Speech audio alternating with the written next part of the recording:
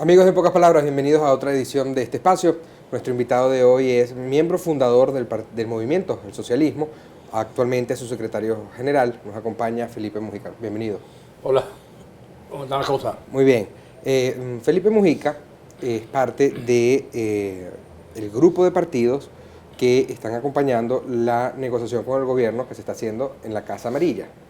Este ha sido un tema que ha estado presente desde los últimos 2 meses en los medios de comunicación. Vamos a hacer un pequeño balance y tratar de ser lo más didácticos posible con nuestra audiencia, para que se entienda muy bien. Vamos a empezar por el principio, antes de llegar al tema electoral, que digamos es lo más actual. Esta mesa se instala a solicitud de quién. ¿Quién se comunica con quién? Lo más importante es tratar de crear un bloque de información sobre cómo resulta eso, cómo se llega a la mesa. Correcto. Recuerda que una semana antes de que la mesa se instale, se comienzan a producir entre el gobierno y el sector de Guaidó un intercambio de opiniones sobre la mesa de Noruega o de Oslo o de Barbados, como cada quien le llamaba, que deciden no seguir conversando. Ante esa situación de ellos romper con el diálogo, los 5 partidos que estamos allí, Cambiemos, Soluciones, Avanzada, Progresista, Bandera Roja y el MAS, que son los firmantes iniciales, decidimos abrir la puerta. Ya que ellos habían cerrado la puerta, nosotros decimos, vamos a abrirla. No podemos dejar al país sin un escenario en el cual se dialogue, en el cual se converse, sabiendo que el diálogo no tiene ninguna garantía expresamente que va a tener resultados, pero hay que hacerlo, porque lo peor es no hacerlo. Y ante eso decidimos conversar con el gobierno. La mesa se instaló un día lunes, el día sábado, previo al lunes. Conversamos en conjunto, lo cual no quiere decir que antes cualquiera de esas organizaciones haya tenido todos los intercambios que haya querido con el gobierno, porque eso es normal. Y se produce un intercambio de documentos. El gobierno entrega un documento, nosotros entregamos el nuestro, lo revisamos y llegamos a coincidir con el documento que finalmente se leyó al país. ¿Fue Felipe Mujica el encargado de hacer ese puente con el gobierno? No, porque con el gobierno había distintos mecanismos de conversaciones que no oficialmente con el gobierno, pero ¿qué te puedo decir yo? Cada uno de esos partidos puede haber tenido perfectamente relaciones con sectores del gobierno. En el caso del MAS, nosotros no tenemos absolutamente ningún problema en reconocer que no solamente hemos conversado con el gobierno, sino que le hemos pedido reuniones a Guaidó, le hemos pedido reuniones a los partidos del G4, todo eso porque nosotros, por decirlo de alguna manera, fuimos la primera organización política hace aproximadamente 8 o 9 años atrás que dijimos que en Venezuela había que dialogar y reconciliarse. En ese momento nos cayó encima todo el mundo de lado y lado, como suele ocurrir en nuestro país. Sin embargo, la vida nos fue llevando por un trayecto donde se demostró que la mayoría de los venezolanos queremos una solución dialogada al conflicto que tiene Venezuela y además de eso queremos que el país se reconcilie.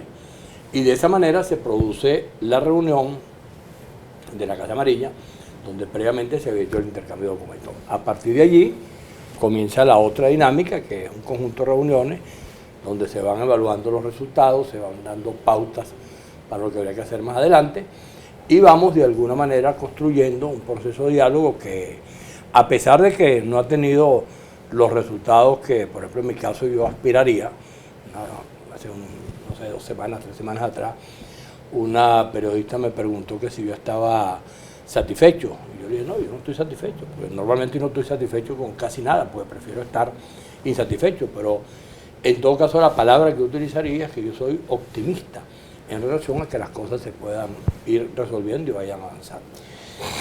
Inmediatamente apareció en Televisión Nacional este encuentro entre las partes. Empezaron los calificativos de todo tipo, ¿no? Algunos de ellos dicen que ustedes son la oposición hecha a la medida con sastre para Nicolás Maduro. Bueno, tú sabes que en Venezuela hemos cometido, no de ahora, en el pasado también en Venezuela eso ocurría. Yo siempre lo señalo. Cuando yo comencé a enterarme por la lectura, por los comentarios de cómo eran las relaciones entre los políticos del siglo pasado y de la época de Gómez, había 3 palabras que utilizaban usualmente para descalificar. Una era, tú eres un ladrón, tú eres un homosexual o tú eres una prostituta.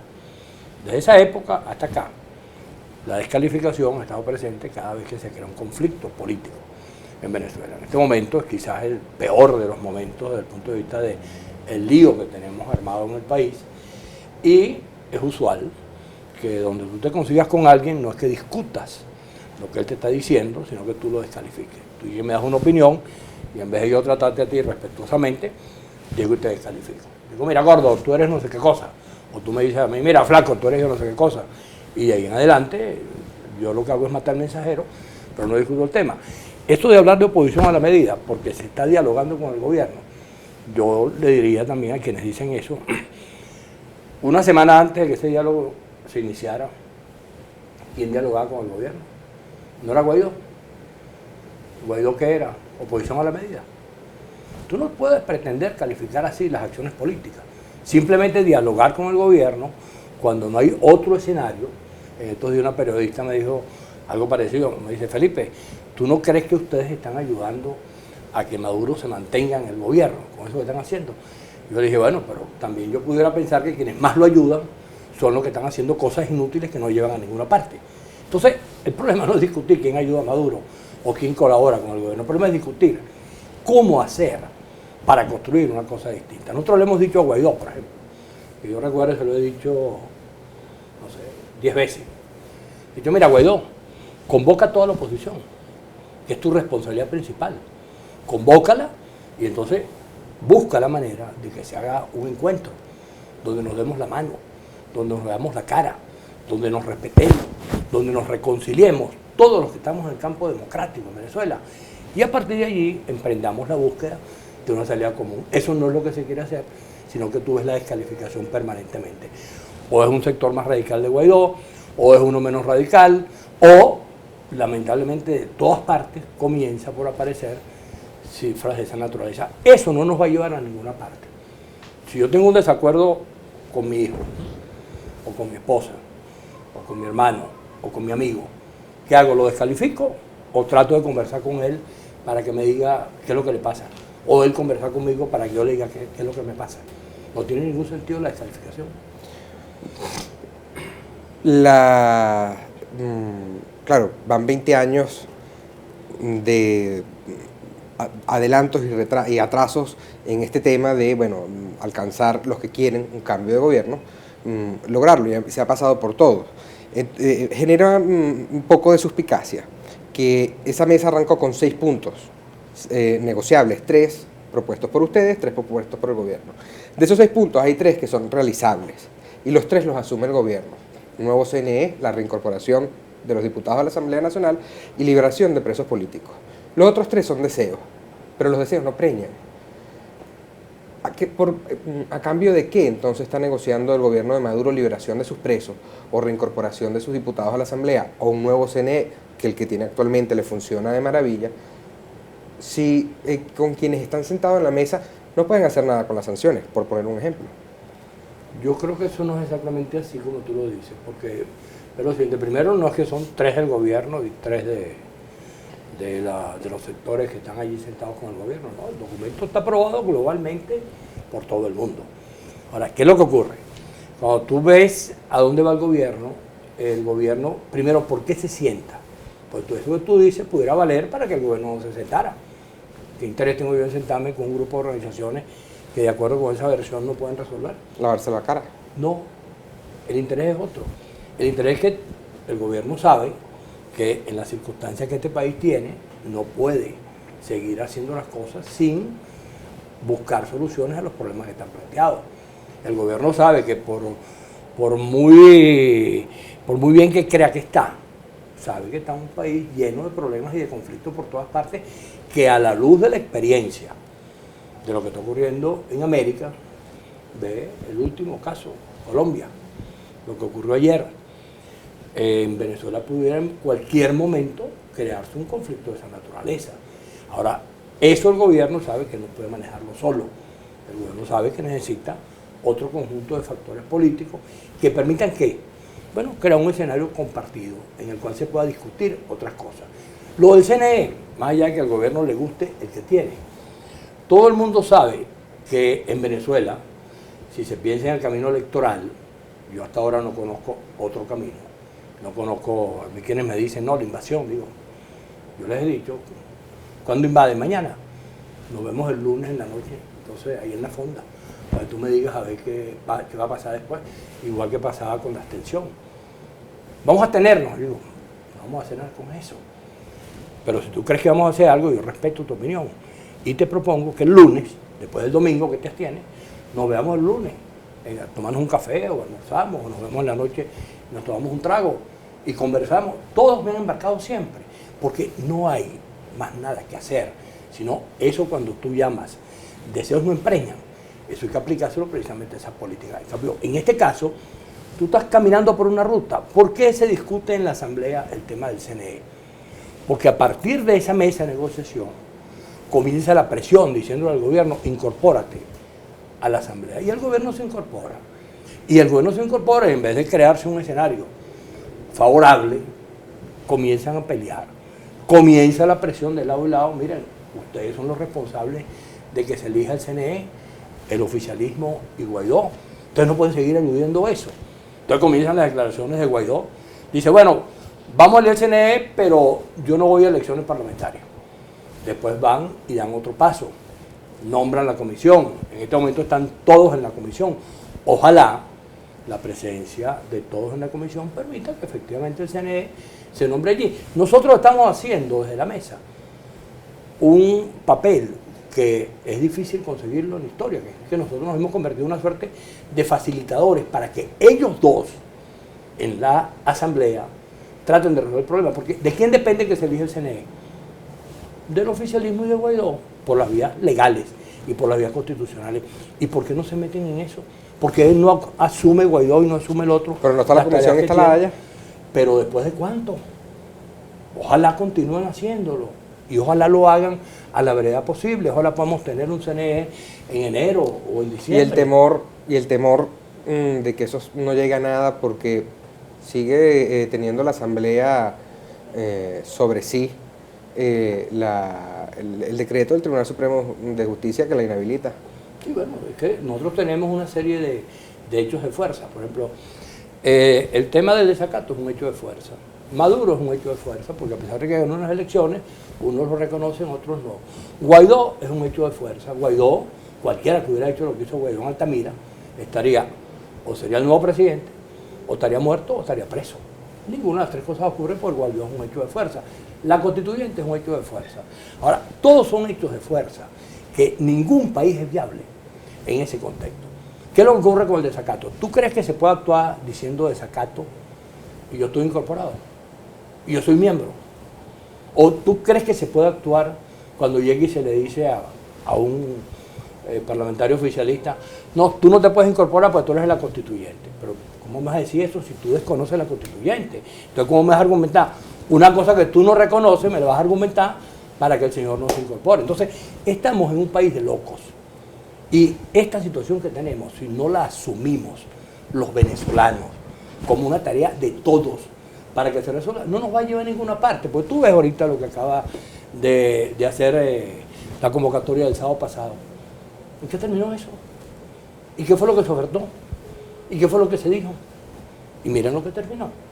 Y nadie asume la responsabilidad de lo que ahí ocurrió, ni de lo que va a pasar, sino que simplemente comienzan a elucubrar cualquier cantidad de cosas. Entonces, el tema del desacato, el tema de la constituyente, el tema de todo ese tipo de encontronazos permanentes que se hacen en este momento en la política venezolana, son hechos de fuerza. Tú te pones a revisar la historia de la humanidad y es difícil que tú te consigas un país donde haya dos presidentes, dos congresos, dos tribunales, y ahora se habla incluso que pudiera haber hasta dos organismos electorales, uno que convoque unas elecciones presidenciales y otro que convoque unas elecciones parlamentarias. Eso, si no lo acabamos los venezolanos, vamos a tener un país... ¿Y qué elecciones se deben convocar? Nosotros lo hemos dicho de manera muy clara. Hay que convocar, en términos del propósito político, una salida electoral. Hemos dicho incluso, en el caso del MAS, de manera directa. Pero la salida electoral es unas elecciones parlamentarias, unas elecciones presidenciales. Elecciones sin apellido, porque el proceso de cuál elección es es una negociación. Te voy a poner un ejemplo cerquita. 2002 o 2004, mejor dicho. 2002 porque ahí comienza. Viene Chávez después del Carbonazo con un crucifijo en la mano. ¿Y qué dice? Bueno, vamos a dialogar, vamos a ver qué hacemos, cómo resolvemos el pacto de la Guacharaca. Bueno, y eso termina en una mesa de diálogo que dura año y medio discutiendo y conversando y buscando soluciones. Nunca se habló de que eso iba a terminar en un proceso revocatorio contra Chávez. Eso nació en la negociación, como es en todas las historias de este tipo de procesos a lo largo de la humanidad. Tú lo que tienes que insistir es que la salida tiene que ser electoral, pacífica y constitucional. ¿Cuál elección es? Bueno, la que las condiciones de la negociación permitan. Si la elección es la parlamentaria, bueno, se hace la parlamentaria. ¿Qué ocurre después de diciembre, después que se haga la parlamentaria? Viene el tercer año de Maduro, la mitad del periodo, viene el revocatorio de Maduro. Tú pudieras estar en presencia dentro de año y medio de un revocatorio. Lo que pasa es que, fíjese, hay gente que no aguanta al 2021. Hay 5 millones ya fuera del país. Hay casos severos de desnutrición. El tema económico, yo no sé cómo vivirá usted, pero hay una gente que tiene acceso a comprar en dólares en los nuevos bodegones de Caracas y hay gente que no tiene ni para comer la cena de hoy. Entonces, que la solución a la crisis nacional esté en el 2020 o en el 2021 puede ser desesperante para un sector importante de este país.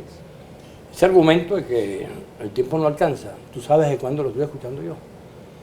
Estoy metido en esto hace unos cuantos años. En el año 2002, igual 2003, se recogen las firmas para el revocatorio de Chávez. Esas firmas fueron desconocidas por el CNE y se inició un proceso que se llamó de reafirmazo, que por cierto lo ganó la oposición. En esa época, en toda Venezuela, yo me conseguía con el argumento de que el tiempo no alcanza, por las mismas razones económicas, políticas, etc. De eso estamos hablando hace 18 años. Yo entiendo que en este país hay varias Venezuelas. Hay un país que vive de manera muy pobre, hay otro país que vive de manera menos pobre y hay otro país que está viviendo como le da la gana. Eso yo lo veo a diario en Venezuela. Simplemente tú te puedes meter al Guarataro y ves una cosa y te metes aquí en la Mercedes y ves otra. O te metes ahí en la Solano, en el Urrutia y ves otra, un viernes en la noche. Porque esos son los 3 países que tenemos. Ahora, esos 3 países que tenemos así, a pesar de todas las dificultades que hay, tú ves, por ejemplo, ¿por qué la protesta en Venezuela no ha tomado el mismo camino que tomó en Ecuador, o que tiene en Chile, o que está en este momento en Colombia? Bueno, simplemente porque la protesta no solamente es un problema de cómo yo vivo. La protesta pasa por una estrategia. La protesta pasa porque hay un diseño. La protesta pasa porque los que van a protestar o los que vamos a protestar o los que vivimos de la peor manera, podamos ver enfrente que hay una posibilidad. Entonces en Venezuela, precisamente, ha sido en una buena parte responsabilidad del campo opositor el no poder presentar una alternativa que permita que eso que hoy tenemos en Venezuela, ¿qué tenemos en Venezuela? El 80% que dice que no quiere Maduro, ¿verdad? Eso es mucho más que los pobres que tenemos en Venezuela. El 80% implica los que viven en condiciones de pobreza y unos cuantos más. Ahora, ¿por qué ese 80% no puede buscar una salida? ¿O por qué no ha podido instrumentar una salida? ¿Porque el gobierno lo ha impedido? ¿Porque el CNE lo ha impedido? Simplemente porque ha habido estrategias equivocadas. Y hoy de lo que se trata precisamente es de poder convocar a todo el campo democrático para ponernos de acuerdo en unas estrategias que permitan que la cosa avance en un determinado sentido. Ahora, mientras ese campo democrático se acuse de la manera que se acusa, se descalifique de la manera que se descalifica, será imposible que eso avance. Entonces, ese es un primer hecho, porque no basta con que yo esté incómodo, no basta con que yo esté molesto, no basta con que yo diga que yo no puedo aguantar. Yo vivo cotidianamente con los problemas que tú has señalado, los veo aquí, los veo allá.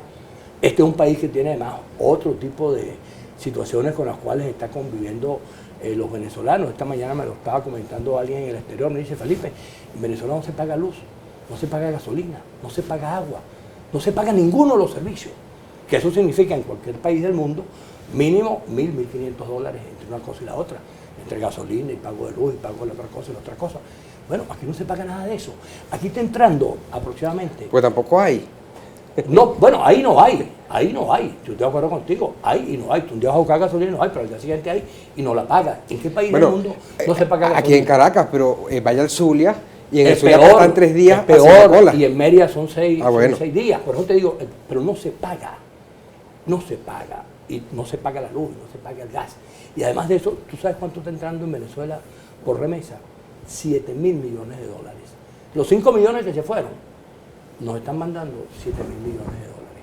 Es decir, que el negocio para el gobierno es redondo. Me quito 5.000 y recibo 7.000 que no gasto medios para que me ingresen. Ahora, todo eso es parte de la realidad venezolana. Y todo eso pasa por lo que implica que la protesta no se haga de tal cual manera. Imagínate tú que aquí la gente tuviera que pagar todos los servicios, que la gente no recibiera la remesa. ¿En qué país estaríamos? Estaríamos en el infierno. No estamos en el infierno todavía porque ese tipo de situaciones de alguna manera sirven de colchón al peor desastre de la historia que ha tenido este país. Entonces, pero te insisto, no basta con que uno diga, esto está aquí y la gente no aguanta. Para que la gente diga, no aguanto, o como me dicen a mí, que yo les digo, no digas eso, porque eso es lo peor. No, yo estoy aquí sobreviviendo. Lo peor que le puede pasar a un ser humano es colocarse en la condición de sobreviviente, porque estás admitiendo lo que te está pasando. Tú tienes que decir, este es el peor país, el peor gobierno, perdón, que tenemos, pero esto es posible salir de aquí. Si entre los venezolanos buscamos una salida venezolana, que la podemos construir nosotros y que no estemos dependiendo de factores externos que nos estén resolviendo el problema, como han intentado algunos sectores de la sociedad venezolana. Parece un poco fácil para Fácil. decirlo de esa manera. No, Para, eso no es fácil, es dificilísimo. Bueno, ok, porque ¿cómo un padre puede pensar en que no está sobreviviendo o que este país puede haber un cambio teniendo a sus hijos, a sus nietos que a lo mejor ni los conoce porque parieron afuera? Es complicado. En todo caso, balance de la mesa. ¿Qué es lo más positivo que ha dado la mesa? ¿Qué espera usted que más de la mesa, si es que más cosas vienen por la vía del diálogo? Yo creo que lo más positivo de la mesa es que la mesa está funcionando. Mientras eso esté funcionando y ninguno de los factores que estamos allí considere que eso ya no va para ninguna parte, allí habrá una posibilidad. Y desde mi punto de vista, yo siempre voy a preferir que esa posibilidad esté abierta a que no haya ninguna. Yo se lo he dicho a todos los sectores. Bueno, imagínate tú que en este momento no se hubiese tomado la decisión y la mesa no existiera. ¿Qué tendríamos? Porque en este contexto no tendríamos nada. Porque ni tenemos las amenazas, utilizando tu frase, que parten de la idea de decir cosas que no son posibles, que se le aplica deseos no empreñan, hasta lo que simplemente entonces no se hace nada porque el tiempo no alcanza o por cualquier circunstancia de ese hecho. Entonces, que la mesa exista, ya eso es un campo importante. Hechos concretos, bueno, lo del CNE es un hecho concreto que permitió que a partir de las presiones que allí nacieron, se asumiera como hecho político principal en este momento que la Asamblea Nacional elija el CNE. Ese es un hecho sumamente importante.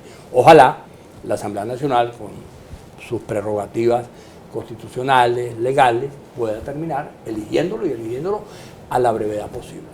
Segundo hecho positivo, bueno, hay 40 presos en libertad y se está estudiando todavía por lo menos no sé cuánto, porque no hay una lista definitiva, unos cuantos casos que de acuerdo con la información que yo tengo llegan cerca de 200 personas que están detenidas, quizás 100 más cuando tú les agregas los militares. Nosotros tenemos allí una persona que es María Verdial, vicepresidente del MAS, que está conjuntamente con Francisco Torrealba trabajando la lista. Se habla de una posibilidad de que en diciembre haya un anuncio donde se ubique un número importante de personas que están detenidas.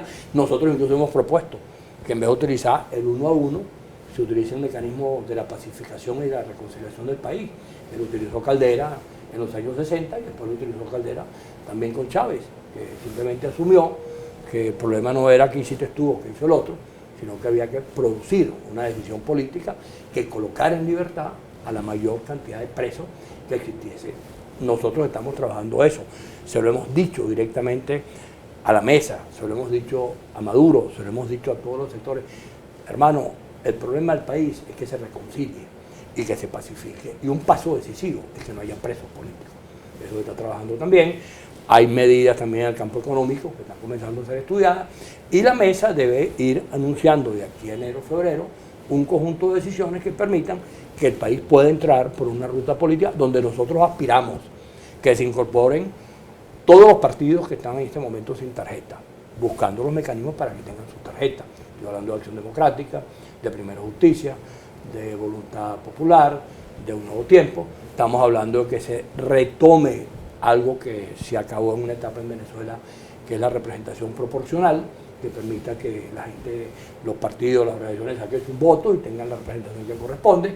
Se está hablando de las garantías electorales, se está hablando de un organismo electoral plural, donde no haya la posibilidad de que se repitan todos los abusos que se han dado con este CNE, y un conjunto de medidas económicas que, como te dije al comienzo, es muy difícil pensar en medidas económicas y sociales si no logramos tener un escenario político que permita que sobre ese escenario político se puedan tomar las decisiones que hay que tomar y que permita que el país se enrumbe. El gobierno sabe que está en minoría.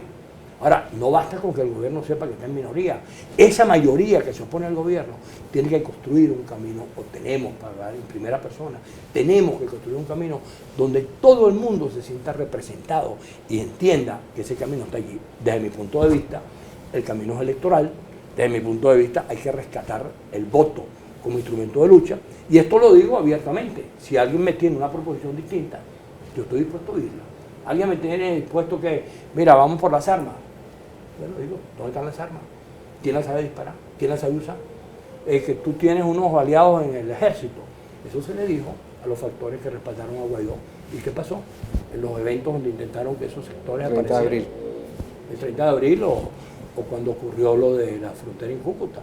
También se habló de lo mismo y no pasó nada. Entonces, tenemos que colocarnos frente a realidad. Y hasta ahora, si uno incluso revisa lo que generó Bolivia, comenzó porque la gente votara.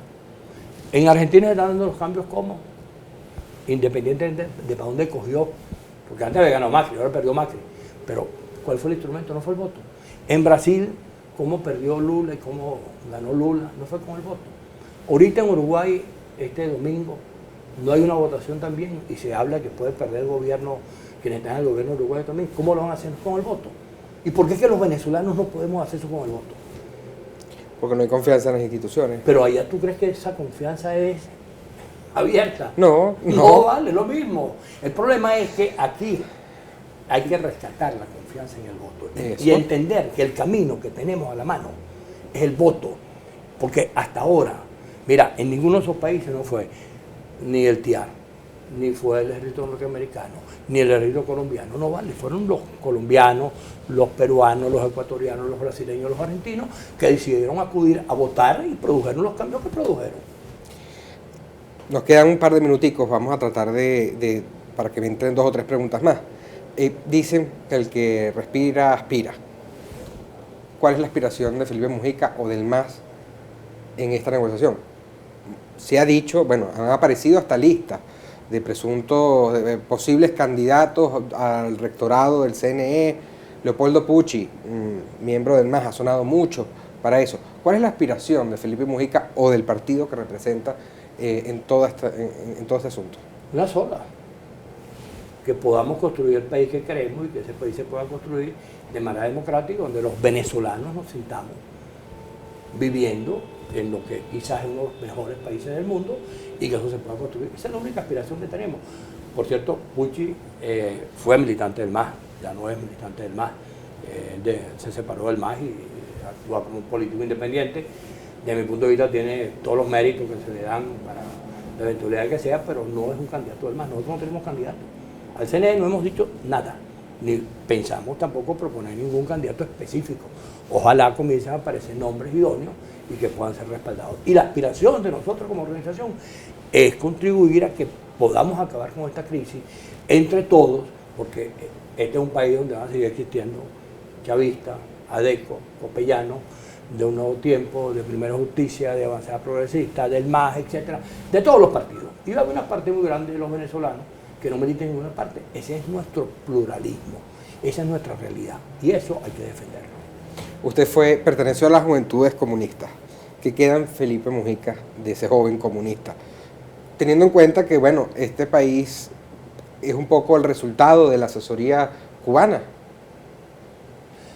Yo fui militante de la Juventud Comunista. Mi papá fue fundador del Partido Comunista. Y nosotros fuimos formados bajo el esquema de una familia que tenía como referentes el marxismo-leninismo, etc. Yo viví en esa experiencia. Yo viví toda la experiencia de lo que fue la Juventud Comunista de los años 60, que fue la juventud que confrontó por la vía de la violencia contra los gobiernos de acción democrática.